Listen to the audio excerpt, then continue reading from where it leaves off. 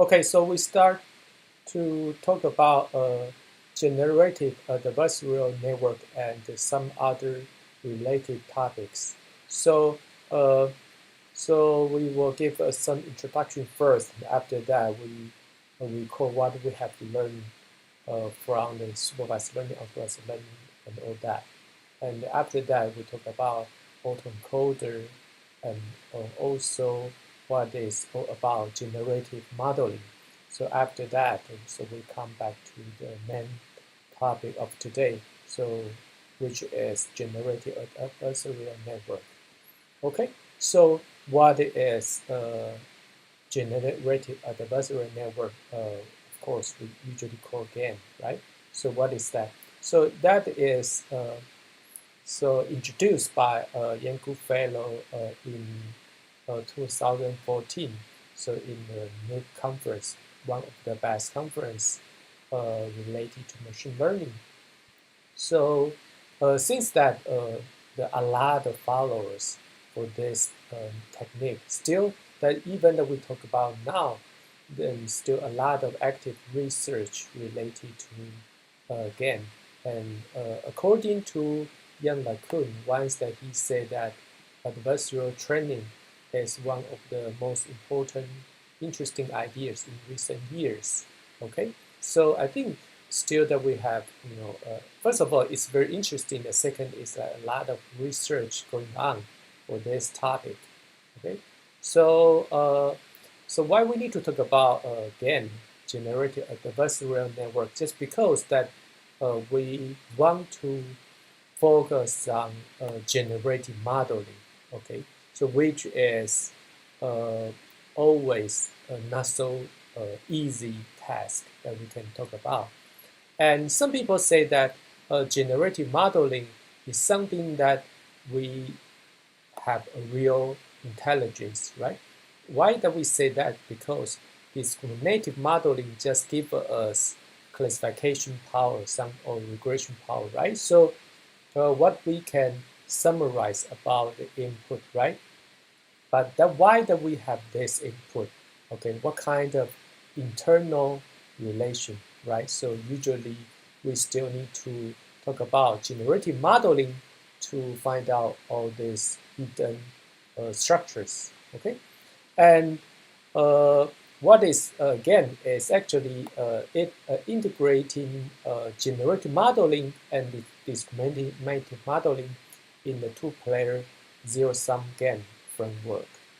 Of course, even that we say it's a adversarial network, it doesn't necessarily related to a adversarial environment.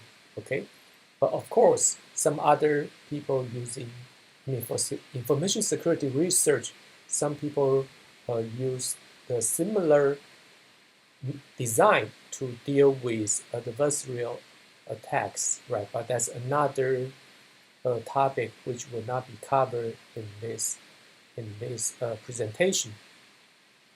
So since then that we have seen that again generative adversarial network using in many different fields such as images analysis, right, videos, points, generating points, and some short conversations, right? And still up to now that the natural language is still hard, okay? So we don't see a lot of, like a very excellent result from GAN. So what is GAN, right? GAN is like based on a two-player game. A two-player means that that's a usually we, here that we talk about the zero-sum game. Zero-sum game means like there's no common interest, right? And when one people wins and the other people lose, right? When some people get some amount of money, some other people lose that the same amount of money, right? So the total summation is equal to 0. So that's what we define zero-sum game. So something like a plane chase, right, or rock scissors paper game. Okay, so how to achieve equilibrium? Usually, when we have this kind of zero-sum game, so we still can achieve some equilibrium that we call the Nash Equilibrium. Okay, when we have a mixed strategy. Okay, but later I'm going to give you more details what's going on about a two-player game. Okay, I cannot talk about too much, but it's like I can give you some basic idea, because if we talk about all details, it takes hours to finish that. And uh, again, so zero-sum game, right? So a lot of zero-sum game examples. For instance, if you play, baseball, right? Like you pitch to someone, and you, as a hitter, you hit the ball, either like you make it to be a hit, or you got caught by some others. Okay, and in game, so these two players are actually two networks. So one is called generative network, the other is called discriminative network. So so here that we give you some kind of example, simple example, to illustrate what we mentioned about zero-sum game. Okay, so we talk about, for instance, we can talk about rock, scissors, paper game right here. Okay, so assume that one person is considered to be the role player, meaning that this person usually the role player we use he, right? So role player, okay, can say, oh, rock, they play the rock, scissors, or paper, right? And column player can also play rock, or scissors, okay, or paper, right?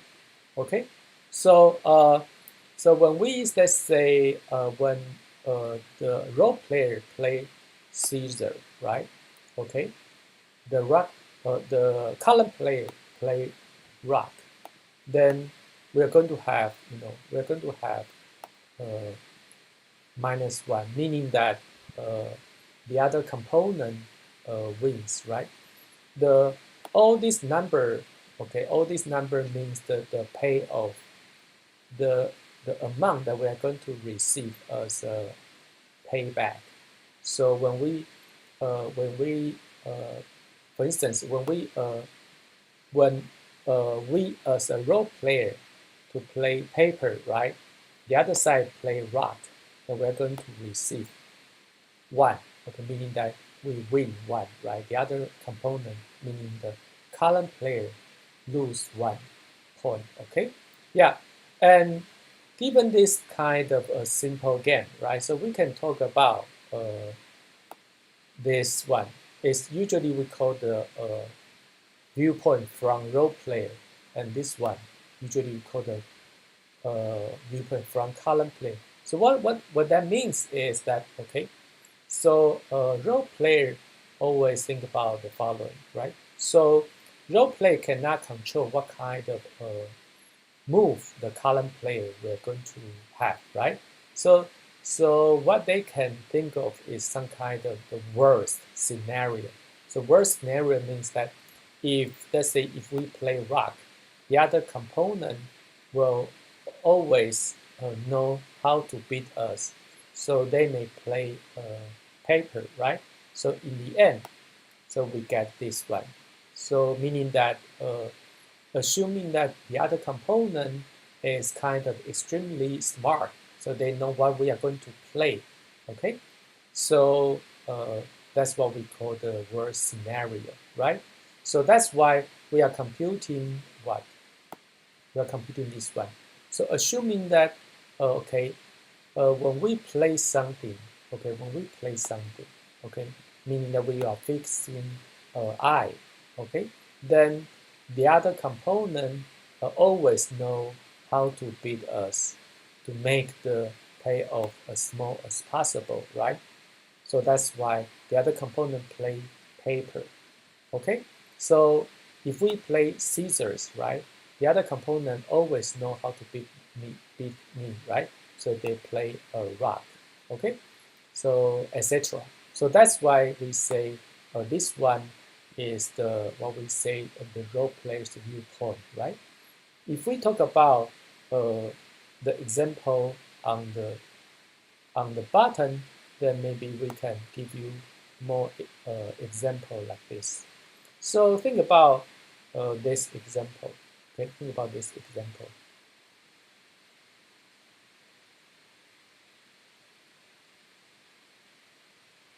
Okay, so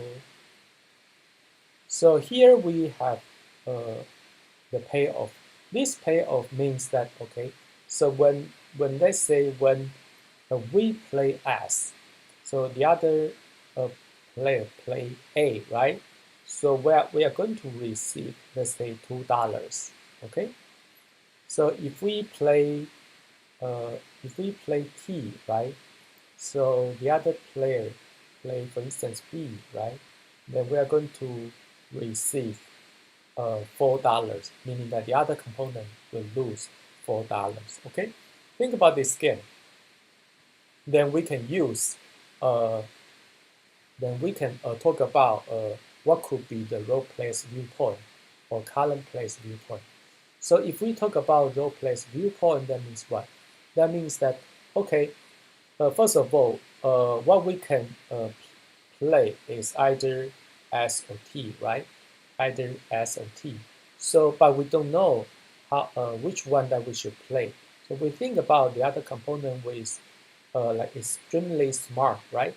So if we play S, the other component will make the money that we are going to get to be as small as possible. So that component will choose what? Will choose 2, right? Okay. So if we play T, the other component will make it to be the payoff to be as small as possible. Then they will play A to make us to be small, right? Okay. So if we the summary is like if we play S, the other component will play A to make it the payoff to be 2. So if we play T, right, the other component will play A again, the same move, right, to make our payment to be 1, right? So after this this kind of worst scenario thinking, then worst scenario means like the other component may not be so smart, right? Okay, so that's another situation. So the game theoretical foundation is based on, we always think about the other component to be as smart as possible. So in this case, so we think about the other component is as smart as possible. So you will always choose these two choice, right? So after all this consideration, then what we should play? So we should play S. Why? Because when we play S, the other component will get will play A, which we will receive $2. If we play T, then the other component will play A, make it to be $1. Of course, we prefer $2 rather than $1. So in the end, what we get is this kind of result. Okay, so meaning what? Meaning that V minus is equal to 2, right? Okay, so that's role player's viewpoint, right? So if we think about column player's viewpoint, so what should be the answer?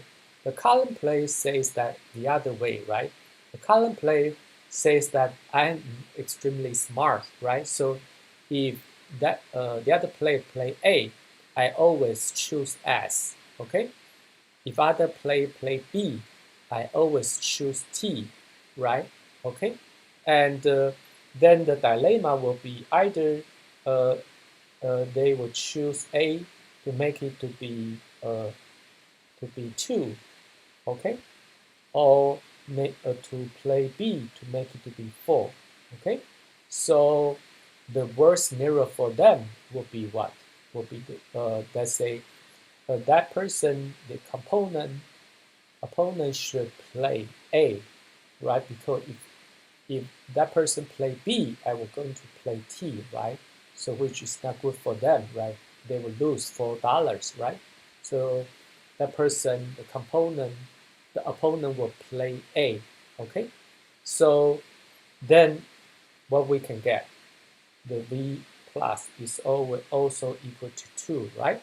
Okay, meaning that the the the the final payoff, the final settle will be right here, will be right here. Okay, will be right here. So meaning what?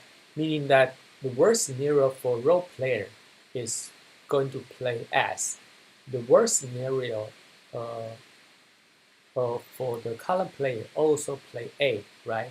So then what we call here is Nash equilibrium to be, Nash equilibrium in this case, we are going to say what? So Nash equilibrium, okay, in this case will be what? For the first player to play S, the second player to play A, okay? And the result of the value of the Nash play is like $2 to for the role player, okay? So that's the result we have.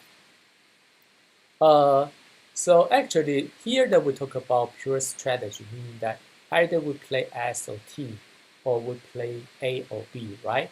Instead of that we play S and T with certain ratio, right? Like maybe 70% we play S, 30% we play T, right? Something like that, right? So in general, we can talk about that thing that is what we call the mixed strategy, right? So we talk about right here, the mixed strategy. Okay, so in general, if we have a mixed strategy, then the Nash equilibrium always exists, Okay, so right here, if we talk about again, one component to be a generative network, the other will be discriminative network, right? So both of them we're going to use mixed strategy, meaning they use some probability. Okay, in the end, we can assume the Nash equilibrium exists.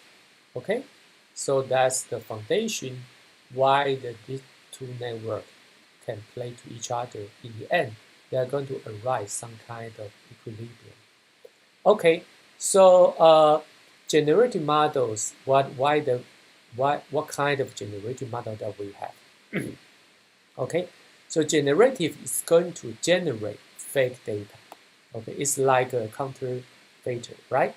And while the discriminator is going to detect either the data is fake or real data. So it's like playing like a placement, right? Okay, so then what?